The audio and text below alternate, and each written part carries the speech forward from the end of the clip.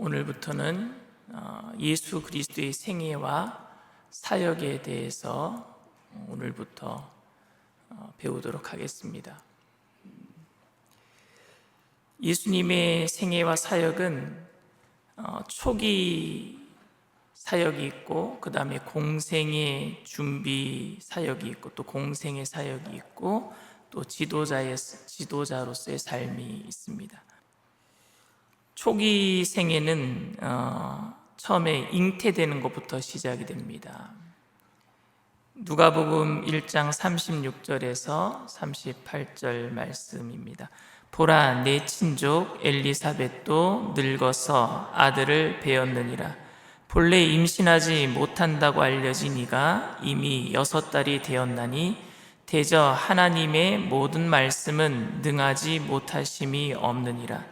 마리아가 이르되 주의 여종이오니 말씀대로 내게 이루어지리다 하며 천사가 떠나가니라.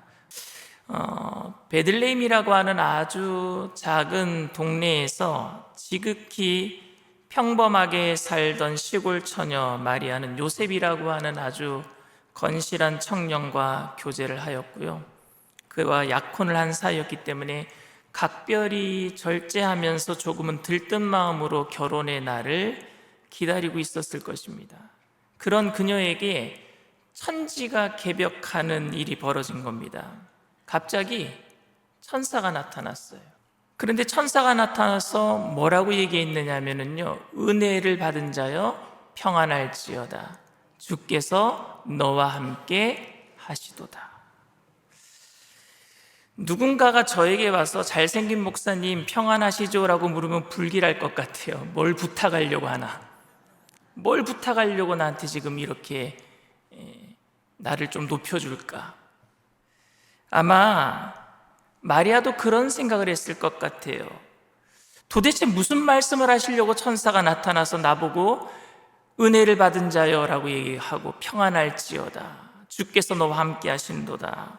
그런데 그 다음 말이 뭐였느냐면요, 보라, 네가 잉태하여 아들을 낳으리니 그 이름을 예수라 하라.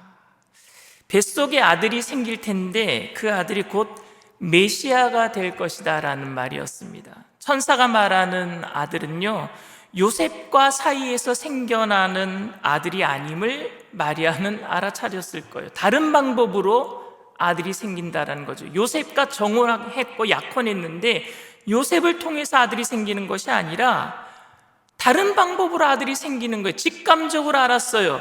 그래서 그녀는요 반문합니다. 천사에게. 마리아가 천사에게 말하되 나는 남자를 알지 못하니 어찌 이 일이 있으리까?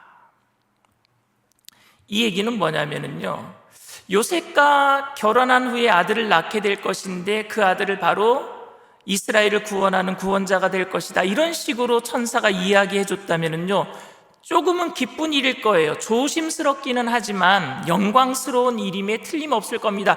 요셉을 통해서 아들을 낳는데 그 아들이 이스라엘을 구원할 자라고 하면은 영광스럽잖아요. 그런데 요셉이 아닌 다른 방법으로 임신하게 될 것이라는 이야기를 들으니까 이게 무슨 황당한 일입니까, 여러분? 어떻게 이런 일이 나에게 있을 수 있습니까? 라고 묻는 것은요, 이게 가능한 일입니까? 주님이 이런 능력이 있습니까? 주님의 능력을 의심하는 것이 아니라 주님 정말로 그렇게 하실 겁니까? 저에게 주님의 의지를 묻는 질문이었어요. 나 같은 여자가 그런 일들을 할 수 있겠습니까? 자신의 연약함에 대한 그런 질문이었어요. 하나님 정말 나같이 연약한 여자에게 그런 일을 하실 겁니까? 하나님의 의지를 묻는 질문이었습니다. 사실 마리아에게는요 얼마 전에 더 충격적인 일이 있었습니다. 6개월 전의 일이에요. 그의 친척 할머니인 엘리사벳이 임신한 사건이었습니다. 엘리사벳도 임신한 이후에 부끄러워서 사람들에게 구설수에 오를까 봐 5개월간 숨기고 있었어요. 그래서 6개월 되던 그 날에 사람들에게 소식을 알렸던 것입니다. 누가복음 1장 24절 25절 말씀입니다. 이후에 그의 아내 엘리사벳이 잉태하고 5달 동안 숨어 있으며 이르되 주께서 나를 돌보시는 날에 사람들 앞에서 내 부끄러움을 없게 하시려고 이렇게 행하심이라 하더라. 사가랴의 아내 엘리사벳이 5달 동안 숨겼어요. 왜냐하면 이제 80이 넘은, 그동안 아이를 낳으려고 해도 낳지 못했어요. 대제사장의 가문이니까 그 가정에 아들이 있어야지 제사장을 또 물려받을 거예요. 그런데 아들을 낳지 못했어요. 그래서 하나님이 우리에게 아들을 주시지 않나 보다라고 생각하고 포기하고 있었단 말입니다. 그런데 병수가 이미 다 끊어졌겠죠. 할아버지 할머니가 진짜 아브라함과 사라처럼 자식을 더 이상 낳지 못하는 상황이 되었단 말입니다. 그런데 갑자기 아기를 갖게 된 거예요, 할머니가. 근데 여러분, 할머니가 아기를 갖게 되면은 창피해요, 안 창피해요? 어떤 권사님이 자부를 데리고 와서 목사님께 기도를 받았대요. 아들을 낳게 해달라고. 근데 며느리가 목사님이 아들을 베게 될 줄 믿습니다. 그러니까 자부가 아멘 안 하고 뒤에 있던 권사님이 아멘 했어요. 근데 진짜 권사님이 아기를 가졌어요. 며느리는 아기를 안 갖고. 권사님이 조금 창피하셨을 것 같아요. 그런데 엘리사벳은 자기가 아들을 달라고 기도도 하지도 않았고, 그런데 예수님이 태어나기 6개월 전에 먼저 엘리사벳이 아기를 가진 거예요. 그런데 결혼한 사람이잖아요. 결혼한 사람이기 때문에 그런데도 좀 참을만 할 겁니다. 부끄러움을 참을만 할 거예요. 왜? 남편이 있었으니까. 정식적인 남편이 있었으니까. 그런데 마리아는 결혼한 사람도 아니고 지금 약혼한 거예요. 근데 약혼 전에, 그리고 약혼한 남자로부터 아기를 가진 것도 아니고 성령으로 잉태됐다고 하면 사람들이 믿을 것 같습니까? 약혼한 요셉이 아무리 양반이라고 할지라도 의심할 거예요. 의심할 겁니다. 이런 혼란스러움은 하나님은 아랑곳하지도 않고 천사는 아랑곳하지도 않고 그냥 마리아에게 아들을 낳을 것이니 이스라엘을 구원할 구원자가 될 것이니 그의 이름을 임마누엘이라 하라. 우리의 혼란스러움과 수치스러움은 하나님은 아랑곳하지도 않는 것 같습니다. 말씀이 이렇게 얘기를 합니다. 보라, 내 친족 엘리사벳도 늙어서 아들을 배었느니라. 본래 임신하지 못한다고 알려진 이가 이미 6달이 되었나니 대저 하나님의 모든 말씀은 능하지 못하심이 없느니라. 마리아가 원래 원했던 대답은 이런 대답이 아니었을 거예요. 어찌 저한테 그런 일이 일어날 수 있습니까? 라고 물었을 때 천사는 엘리사벳도, 내 친족 엘리사벳도 늙어서 아들을 배었느니라. 너와 비슷하게 힘들어하고 있는 사람이 여기 또 있어 라고 소개해 주는 것 같아요. 근데 저는 그게 사실 위로가 안 돼요. 제가 힘들고 아플 때에 하나님께서 너랑 비슷한 목사가 또 있어 그러면 저한테 위로가 될까요? 위로가 안 될 것 같아요. 제 문제 해결해 달라고 했는데 너랑 비슷한 문제 있는 사람이 또 있다니까 걱정하지 마라. 이게 진짜 문제 해결입니까, 여러분? 그저 혼란스러울 뿐이에요. 왜 주님 이렇게 하시는지. 엘리사벳도 임신한 다음에 부끄럽고 창피하고 혼란스러워서 숨을 수밖에 없는 상황이었는데 처녀인 마리아가 아이를 가지게 되면 어쩌란 말입니까, 여러분? 그래서 마리아는 어찌 이런 일이 내게 있으리요? 그 질문은 하나님의 능력을 의심하는 것이 아니었습니다. 그 하나님의 전지전능하신 능력으로 남자를 모르는 자신에게 아이가 생긴다면 결혼을 앞두고 있는 요셉에게 의심을 받거나 혹은 버림을 받을지 모른다라는 생각이 들었고, 그렇다면 이 일은 저는 좀 정중히 거절하고 싶습니다 라는 의미가 담겨 있을 그런 말로 어찌 제게 이런 일이 있으리요라고 물었을 거예요. 그런데 마리아는 마지막에 이렇게 대답했지요. 대저 하나님의 모든 말씀은 능하지 못함이 없느니라는 그 천사의 말씀을 듣고 이렇게 얘기를 합니다. 말씀대로 내게 이루어지리이다. 말씀대로 내게 이루어지리이다. 저는 이해할 수 없는 거예요, 사실 이 말이. 이 말은 절대로 마리아가 하나님의 계획을 온전히 다 이해하고 동참한다라는 말은 아니었을 것 같아요. 여러분이 마리아라면 처녀가 잉태하여 아들을 낳으리라는 말이 납득이 되어서 하나님은 못하실 일이 없으니까 아멘 하고 고개를 끄덕일 수 있겠습니까? 여러분들이 마리아라면. 이 상황은 천사의 설명을 듣고 나니까 뭐 크게 그렇게 손해볼 것 같은 게 없어서 수용하기로 결정했다라는 의지의 표현도 아니고, 그렇게 하실 수 있는 하나님의 능력을 천사의 말을 듣고 나니까 깨달았다라는 말도 아닙니다. 이것은 하나님을 신뢰하겠다라는 신앙 고백인 줄 믿습니다. 말씀대로 이루어지리이다. 내가 그냥 아직은 이해가 안 되지만, 내가 지금 그것은 잘 모르겠지만, 근데 하나님이 그렇게 하시겠다면 따르겠습니다라는 신앙 고백이에요. 신앙 고백. 마리아 입장에서는 이 일이 엄청난 일이었습니다.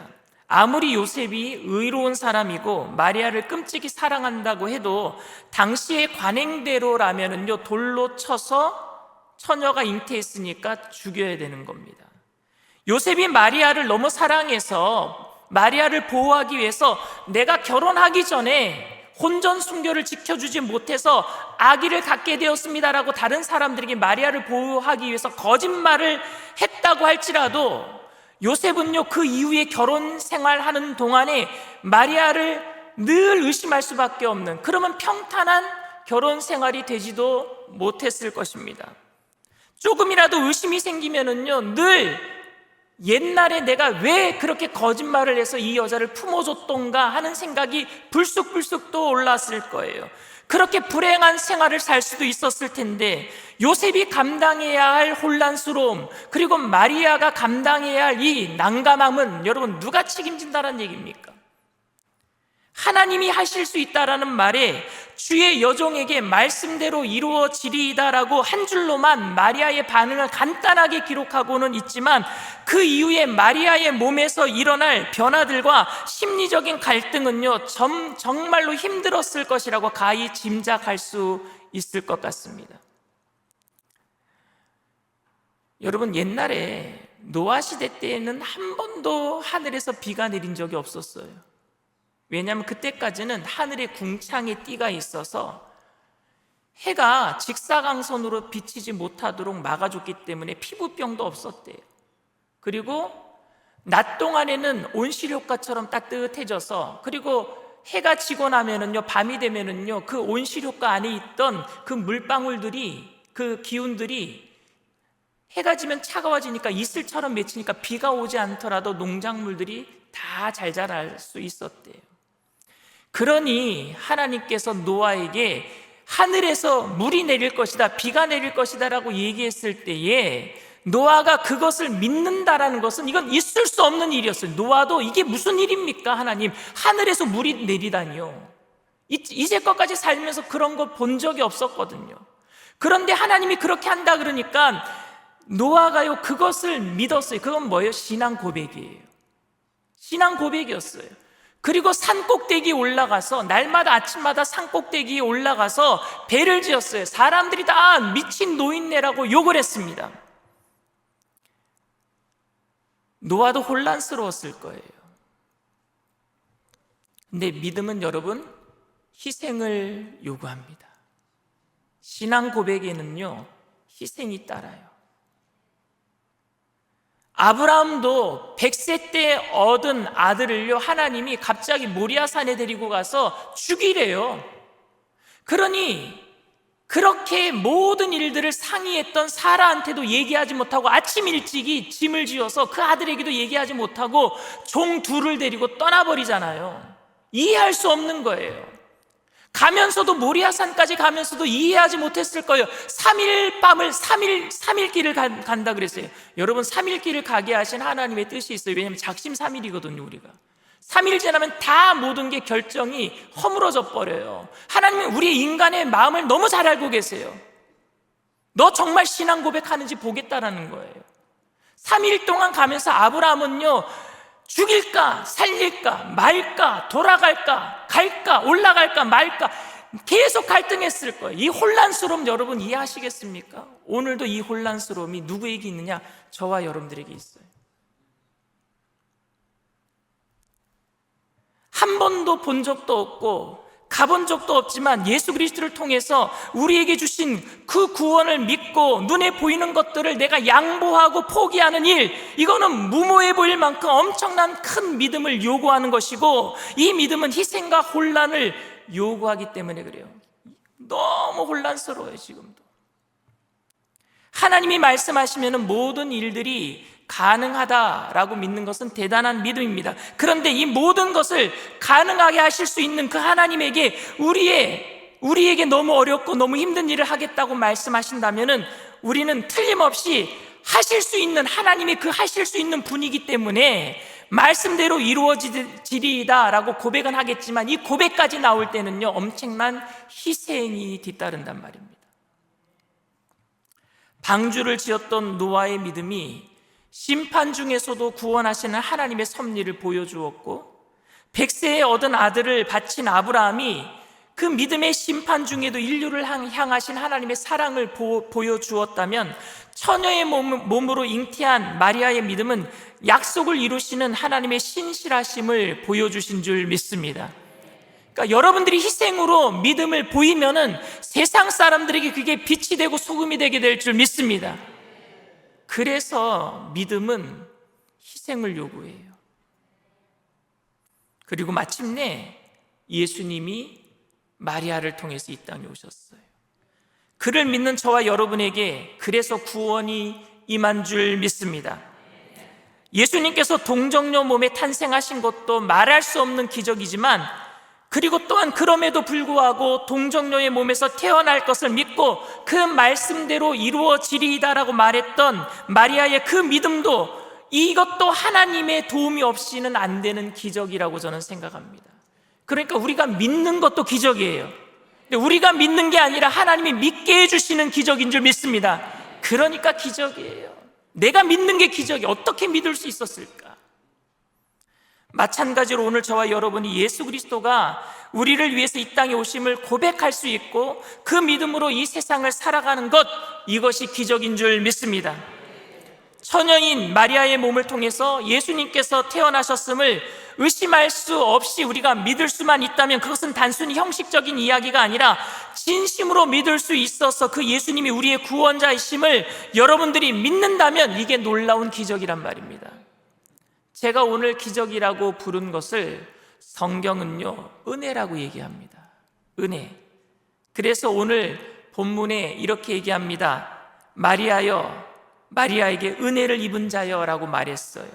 그리고 가브리엘 천사는요 내게 은혜가 있을지어다, 너는 하나님께 은혜를 입은 자니라 라고 얘기했습니다. 그에게 들어가 이르되 은혜를 받은 자여 평안할지어다, 주께서 너와 함께 하시도다 하니 천사가 이르되 마리아여 무서워하지 말라, 네가 하나님께 은혜를 입었느니라. 은혜가 기적이고 기적이 은혜입니다. 오늘 여러분들이 은혜를 받았기 때문에 믿어지는 거고, 그래 그것이 기적이에요. 그리고 기적은 또한 은혜입니다. 이게 잉태되었을 때에, 예수님이 잉태되었을 때의 이야기고, 두 번째, 잉태되었으면 어떻게 돼야 돼요? 탄생해야죠. 두 번째가 탄생입니다. 누가복음 2장 1절에서 4절 말씀 우리 다 함께 읽겠습니다. 그때 가이사 아구스도가 영을 내려 천하로 다 호적하라 하였으니 이 호적은 구레뇨가 수리아 총독이 되었을 때 처음 한 것이라.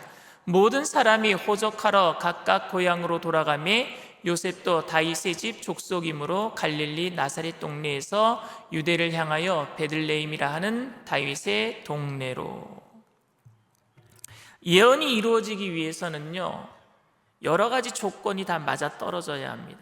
예언이 이루어지기 위해서는 개인적인 예언이, 자신이 노력하면 개인적인 예언은 이루어질 수 있어요. 제가 초등학교 때 저를 향해서 제가 예언했어요. 뭐라고 예언했느냐? 대통령이 될 거다. 근데 그 예언을 제가 못 이뤘습니다. 왜냐하면 엄청난 노력을 해야 되는 거죠. 그러니까 자기가 한 말도 자기가 지키지 못해요. 그만큼 예언은 힘들어요. 그런데 여러분, 수천 년 전에 여러 사람들이 예언을 한 거예요. 수천 년 전에 똑같은 사람이 예언한 게 아니라 여러 사람들이 예언을 했습니다. 오직 한 사람이에요. 그 사람이 누구냐? 메시아, 다윗의 자손, 베들레헴에서 태어나는 것. 근데 여러 사람이 예언을 했는데 수천 년 동안 그 예언을 모든 사람들이 다 기억하고 모든 사람들이 다 조연이 되어서 그 사람을 주인공 만들기 위해서 합심으로 일한다면 이루어질까? 그래도 이루어지지 않는 게 예언이에요. 그런데 여러분, 예수님의 탄생은요, 수천 년 전에 구약 성경의 예언이 나라를 빼앗기고 식민지 통치를 받는 이스라엘 상황 속에서 천대받는 나사렛이라는 동네에 아무런 힘이 없는 요셉과 마리아를 통해서 시작이 됩니다. 힘 있는 사람도 여러분 자기 마음대로 못 하잖아요. 예전에 최순실 씨가 자기 딸 정씨를 IOC 위원 만들겠다고 예언했어요. 그런데 그렇게 힘 있는 사람도 결국에 그거 못 이뤄요. 근데 힘없는 나사렛 동네에 천민들이 살고 있는 힘없는 동네에 이 요셉과 마리아를 통해서 하나님은 그 예언을 수천 년 전에 선지자들을 통해서 했던 예언을 이뤄가고 있단 말입니다. 미가서 5장 2절 말씀입니다. 베들레헴 에브라다야, 너는 유다 족속 중에 적을지라도 이스라엘을 다스릴 자가 내게서 내게로 나올 것이라. 그의 근본은 상고의 영원에 있느니라. 미가는 여러분 예수님 태어나기 800년 전 선지자예요. 근데 이 800년 전 선지자가 했던 말을 지금 오늘 누가복음에서 아구스투스라고 로마 시저를 얘기합니다. 그런데 이 사람이 예수님 이 말씀을 미가서 말씀을 읽었을까요? 안 읽었을까요? 안 읽었어요. 몰라요. 그런데 명을 내려요. 그것도 처음으로 명을 내렸대요. 처음으로 명을 내려서 전부 다 호구조사해라, 호적조사해라, 전부 다 자기가 태어난 땅으로 다 가라. 그런데 요셉은 어디서 태어났느냐? 베들레헴에서 태어났어요. 유다 족속이기 때문에. 그래서 나사렛이라는 동네에서 여러분 유다까지 내려가는 거예요. 그 길이 여러분 직선거리로 170km예요. 직선거리로 돌아서 가면 여러분 예루살렘과 여러 가지로 돌아서 가면요 230km를 가야 됩니다. 230km를 애를 뵌 마리아를 데리고 간다고 생각해 보세요. 거기가 여러분 그냥 도로가 잘 닦여진 길도 아니고 기차가 다니는 길도 아니고 차가 다니는 길도 아니고 짐승이 살고 독사들이 사는 곳이에요. 어떻게 될지 모르는 길입니다. 근데 바로 이때 아무런 상관도 없는 권력자가 베들레헴에서 메시아가 태어나야 되니까 나사렛에 있는 요셉과 마리아를 일부러 베들레헴으로 옮기는 거예요. 놀랍지 않습니까, 여러분? 그래서 예수님이 베들레헴에서 탄생하는 거죠. 누가복음 2장 7절 말씀 다 같이 읽습니다. 첫 아들을 낳아 강보로 싸서 구유에 뉘었으니 이는 여관에 있을 곳이 없음이러라. 여관이 있을 것이 없어서 예수님이 말구유에서 태어나셔야 됐습니다. 여관이 있을 곳이 없어서. 왜 예수님이 말구유에서 태어나셔야 되었는가?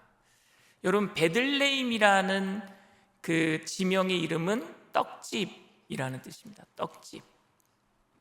제가 전에 룻기서 설명을 하면서 베들레헴은 빵집에 빵이 없으므로 라는 그 설교를 한번 한 적이 있는데 기억이 안 나시죠? 기억이 안 나면 또 할 거예요. 떡집이에요, 떡집. 떡집에 떡이 떨어진 거예요. 떡집에 떡이 떨어지는 것도 문제지만 여러분, 더 문제는 뭐냐? 떡이 없으니까 다른 곳으로 떠나가는 것도 문제입니다. 하나님께서 아브라함에게 지시한 곳에 가서 머무르라고 한 곳이 가나안 땅, 바로 베들레헴이었어요. 근데 아브라함이 가나안 땅에 도착하자마자 여러분 뭐가 있었어요? 흉년이 들었다 그랬어요.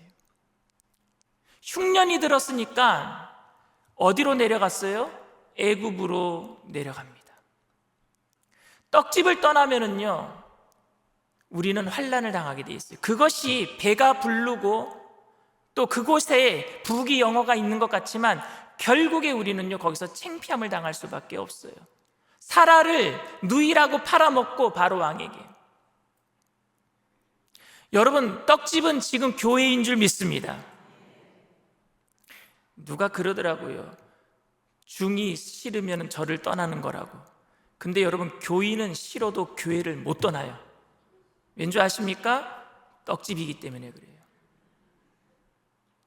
사사기에 가서는요, 이 베들레헴 떡집에 또 떡이 없어집니다. 그러니까 나오미와 엘리멜렉이라고 하는 가정이 모압으로 떠나버리죠. 떡집을 떠나요. 그래서 그들에게 엘리멜렉이 죽고 말론과 기럨 두 아들이 죽고, 결국에 돌아갈 적에는 룻이라고 하는 모압 여인 며느리 하나 데리고 다시 나오미가 베들레헴으로 돌아가지요.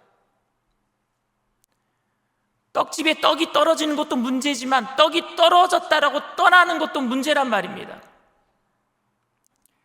저는 우리 일산 순복음 영산교회에 영적인 떡이 떨어지지 않도록 열심을 다하겠습니다. 혹시 떡이 떨어질 때가 있을지 모르겠지만 그럴 때에도 떠나지 않게 되기를 바랍니다. 떠나면 안 돼요. 끝까지 떡집을 지켜야 돼요. 교회를 지켜야 돼요. 예수님께서는 요한복음 6장 48절에 이렇게 말씀하셨어요. 내가 곧 생명의 떡이니라. 그래서 말구유에 태어나신 거예요. 예수님께서 오늘도 우리에게 영적인 말씀을 늘 공급해 주실 줄 믿습니다. 탄생하신 다음에 예수님은요, 난지 8일 만에 할례를 받으셔요. 할례. 누가복음 2장 21절에서 23절 말씀입니다. 할례할 8일이 되매 그 이름을 예수라 하니 곧 잉태하기 전에 천사가 일컬음 바로라. 모세의 법대로 정결 예식의 날이 참에 아기를 데리고 예루살렘에 올라가니 이는 주의 율법에 쓴 바 첫 해에 처음 난 남자마다 주의 거룩한 자라 하리라 한 대로 아기를 죽게 드리고.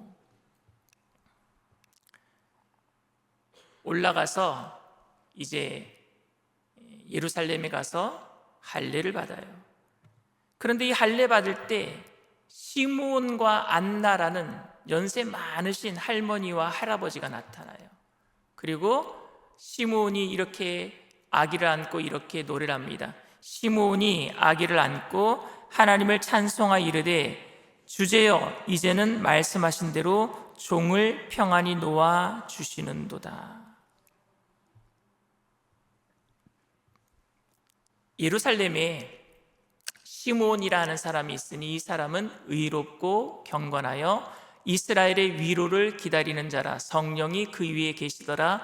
그가 주의 그리스도를 보기 전에는 죽지 아니하리라 하는 성령의 지시를 받았더니. 또 한 사람이 누구냐? 바로 안나입니다. 안나는 이렇게 기록하고 있습니다. 누가복음 2장 36절 37절 말씀입니다. 또 아셀 지파 바누엘의 딸 안나라 하는 선지자가 있어 나이가 매우 많았더라. 그가 결혼한 후 7해 동안 남편과 함께 살다가 과부가 되고 84세가 되었더라. 이 사람이 성전을 떠나지 아니하고 주야로 금식하며 기도함으로 섬기더니. 결혼한 지 7년 만에 과부가 되었대요. 그러면은 여러분, 보통 당시에는 14살 10대 중반에 결혼을 했으니까 과부가 된 횟수가 74세요? 77세? 77세죠. 77세. 그리고 거기서 14살을 빼보세요. 그럼 몇 년을 혼자 사신 거예요? 63년을 홀로 사셨어요. 어디서요? 교회에서요. 저희 외할머니가 일제시대 때 외할아버지가 이모를 낳고 큰 이모를 낳고 만주로 일하러 가셨어요. 근데 외할머니가 이모를 혼자 키우는 게 너무 힘드니까 외할아버지 만나러 만주로 큰 이모를 데리고 만주로 가셨어요. 근데 그 만주에서 외할아버지를 만나서 만주에서 태어나신 분이 저희 어머니예요. 근데 만주에서 어머니가 태어나자마자 외할아버지가 돌아가셨어요. 그래서 회사에서 사망보험금이라고 해서 주는 돈을 가지고 고향에 내려와서 그 고향에 교회 옆에다가 집을 얻으시고 93세 돌아가시기 전까지 새벽 예배 종을 치셨어요. 저희 외할머니가. 그래서 안나를 생각하면은 저는 우리 외할머니가 생각이 나요. 교회를 지키고 그렇게 끝까지 메시아가 오신다라는 소망을 가지고 기도할 때에 진짜 메시아를 만나게 된 줄 믿습니다. 그 소망으로 여러분 교회에 나오게 되기를 바랍니다. 다시 오실 예수님에 대한 소망을 가지고 이 땅을 살아가면서 우리가 이길 힘은 그 소망밖에 없잖아요. 무엇으로 이겨내겠어요, 여러분? 예수님이 오실 때 모든 것이 다 역전되게 될 줄 믿습니다. 로마의 지배를 받고 살면서 언제쯤 메시아가 우리를 구원해 주실까라는 생각을 했고, 실제로 메시아를 만나리라는 말씀까지 받았지만 시므온은 그 일이 이루어지기까지 상황이 너무 요원하고 막막해서 단념하고 포기하고 싶었을 거예요. 왜? 나이가 들면 들수록 힘은 기력은 빠져가고 로마 세력은 점점 이스라엘을 압박해 오고, 그리고 이스라엘 민족들마저도 서로 싸우고 갈등하고 로마에게 붙은 사람, 이스라엘의 독립을 원하는 사람끼리 서로 싸우고 있으니, 물고 뜯고 싸우고 있으니 희망이 보이지 않았을 거예요. 시므온이 보기에는, 안나가 보기에도 희망이 보이지 않았을 거예요. 그러나 다시 마음을 추스르고 맡은 자리에서 최선을 다해서 묵묵히 기도하는 마음으로 살 때에 그 아기 예수님을 만나게 된 줄 믿습니다. 난지 8일 만에 할례 받으러 온 그 아기 예수님을 만났단 말입니다. 그래서 얼마나 감격했을까요? 우리도 어느 날 하나님의 말씀을 받고 꿈을 꾸게 되고 원대한 이상을 약속받기도 합니다. 그런데 돌아서면 현실은요, 시궁창이에요. 은혜 받고 집만 돌아가면은 현실은 그게 아니에요. 은혜 받은 모습이 아니에요. 은혜를 까먹게 만들 만큼의 너무나 많은 시험거리들, 나를 화나게 만들 여러 가지 유혹들이 너무나도 많아요. 악한 자들이 득세하고 있고 매일마다 불의한 일들이 벌어지고 있고 믿었던 사람들에게 배신당하기도 하고 자신의 나님 마음과 사투하느라 날마다 힘든 나날을 보내고 있을 거예요. 믿음 지키려고 현실을 내가 바라보고 있지만은 그래도 믿음 지키려고 내 안이 영적인 전투장이 되어서 그냥 오라나는 곤고한 사람이로다. 누가 나를 사망의 늪에서 건져내려. 사도 바울의 그 고백처럼 가끔 하나님이 옆에 안 계신 것 같은 느낌을 받아서 낙심할 때도 있을 것입니다. 혼자 끝이 보이지 않는 광대한 사막을 터벅터벅 걸어가는 느낌을 받을 때도 한두 번이 아닐 것입니다. 그런데 이런 전쟁과 같은, 영적 전쟁터와 같은 곳에서 살고 있는 우리들에게 소망의 끈을 놓지 않고 끝까지 그 자리를 지키고 있을 때 시므온과 안나같이 분명히 예수 그리스도를 만나게 될 줄 믿습니다.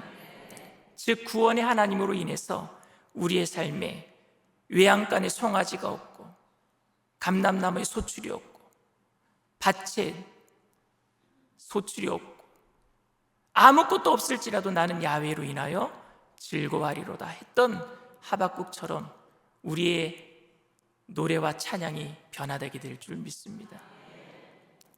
그 예수님을, 다시 오실 예수님을 대망하는 마음을 가지고 기쁨으로 승리하며 살아가는 저와 여러분들 다 되시기를 주님의 이름으로 축원을 드립니다.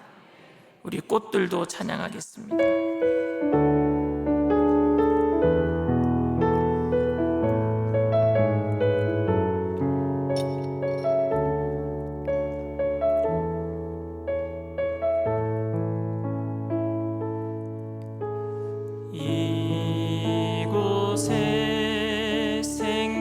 샘 솟아나 눈물 골짝 지나갈 때에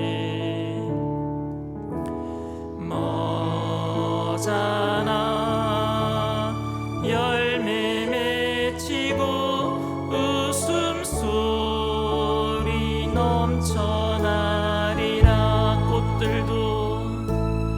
꽃들도 구름도 바람도 넓은 바다도 찬양하라 찬양하라 예수를.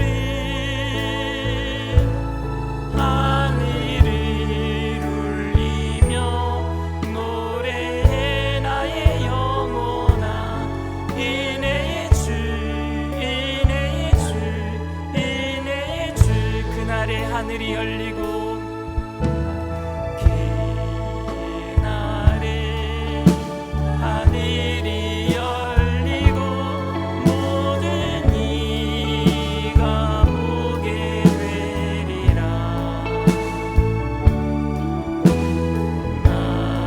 마침내 꽃들이 피고 영광의 주가 오시리라. 꽃들도 구름도 바람도 넓은 바다도 찬양하라 찬양하라 예수를. 하늘을 울리며 노래해 나의 영혼아. 은혜의 주 은혜의 주 은혜의 주. 꽃들도 구름도 바람도 넓은 바다도 찬양하라 찬양하라 예수를. 하늘을 울리며 노래해 나의 영혼아. 은혜의 주 은혜의 주 은혜의 주. 꽃들도 구름도 바람도 넓은 바다도 찬양하라 찬양하라 예수를. 하늘을 울리며 노래해 나의 영혼아. 은혜의 주 은혜의 주 은혜의 주.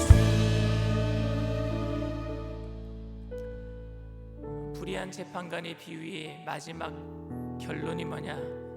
내가 다시 올 때 믿음을 보겠느냐예요. 내가 다시 올 때 믿음을 보겠느냐. 예수님이 처음 태어나실 때도 믿음을 가졌던 사람을 통해서 역사하신 줄 믿습니다. 엘리사벳과 사가랴 같은, 요셉과 마리아와 같은, 시므온과 안나와 같은 믿음의 사람들이 있었기 때문에 그들이 기적을 체험하고 은혜를 입었던 거예요. 예수님 다시 오실 줄 믿습니다. 그때 주님은 우리에게 또 그 믿음을 요구하실 거예요. 믿음은 뭐예요? 희생이에요. 희생은 기적을 만들어내고 그 기적은 은혜인 줄 믿습니다. 주님께서 오늘 여러분들에게 은혜를 부어주실 거예요. 그러니 소망을 놓치지 않게 되기를 바랍니다. 주님만 의지하게 되기를 바랍니다. 우리 주님 의지하면서 소망으로 이 세상의 모든 삶을 이겨내겠습니다. 기도하기 위해서 전부 다 일어나서 통성으로 우리 주님 세 번 부르고 간절히 기도합니다.